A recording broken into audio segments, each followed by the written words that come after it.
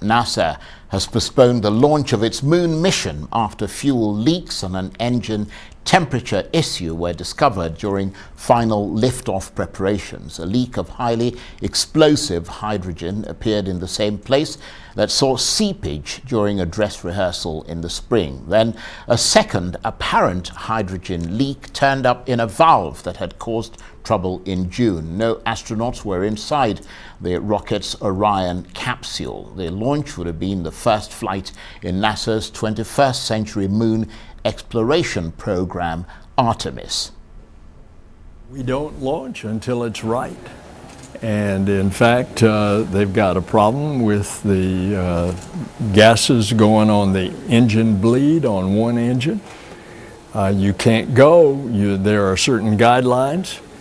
And I think it's just illustrative that this is a very complicated machine, a very complicated system, and all those things have to work. And so, this is just part of the space business. And it's part of particularly a test flight. We are stressing and testing this rocket and the spacecraft in a way that you would never do it with the human crew on board. That's the purpose of a test flight. Well, in a moment, we'll be talking to Arise international correspondent Faith Orr, who is in the United States. But first, let's take you straight away to the Kennedy Space Center in Florida, where NASA is holding a news conference. Let's listen in. And, we're gonna play all 9 innings here, and we're not ready to give up yet. Kind of clarify a little bit whether this is related to what you guys were looking at in the wet dress rehearsals with the quick disconnect leak issue. How related might it be, or if it's independent, maybe, I don't know. I would say, and again, this is probably a question that's better answered by John Honeycutt, but during the wet dress rehearsal, we saw issues at both the 4-inch and the 8-inch QD in terms of our ability to retain enough pressure to properly seal those such that we didn't have a hydrogen leak.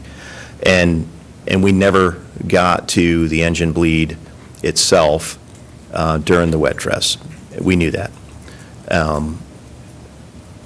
So the QD problems that we saw during wet dress have largely been mitigated.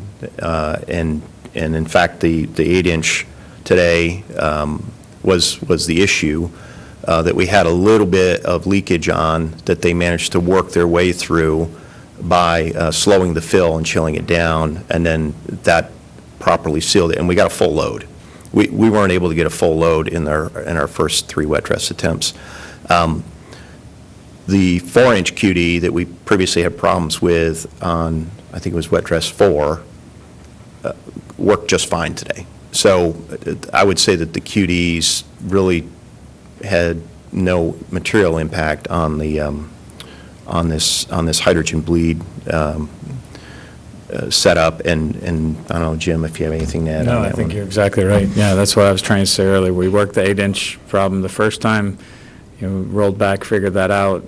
4-inch, we couldn't pressurize because that was leaking. Today we did that, so yeah, I think we're in good shape.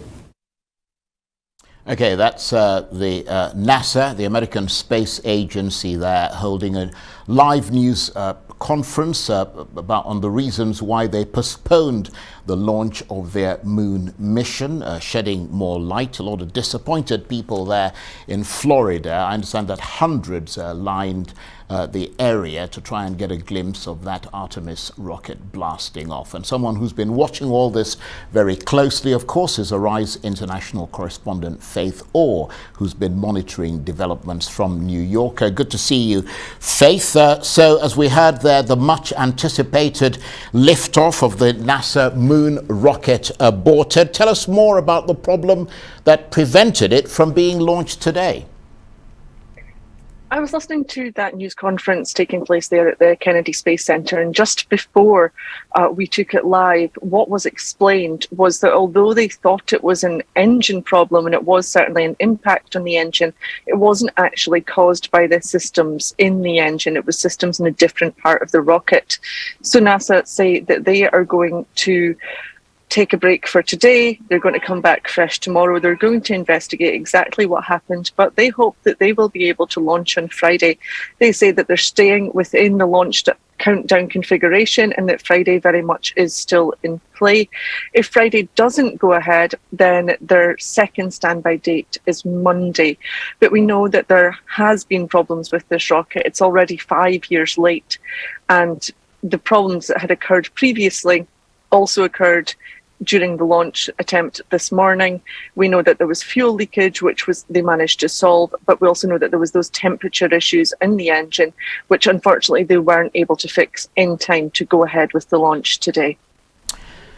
And as you mentioned there, lots of delays, Faith. This, of course, a very expensive project, a huge rocket costing some $40 billion. Is the American taxpayer likely to see it through and to remain committed to such staggering costs, especially with all these delays? Well, Vice President Kamala Harris says that that is the case, that they are sticking with this project. I mean, just to put it in context, when the project was launched, it was estimated that it would take $6 billion to develop that and would debut in 2017. And it would have a $500 million per launch price tag. Now, that has soared, as you said, to $40 billion so far. And a per launch price tag is now going to be more than $4 billion. And when it finally completes its mission, so at the moment this was going to be uncrewed, it wasn't going to land on the moon. This is all part of a project. Artemis, actually in Greek mythology, was Apollo's twin sister, and that's why it has been named like that. It follows on from the Apollo mission to put humans back on the moon. They hope to do that in 2025, when the third part of this mission will launch, or should launch.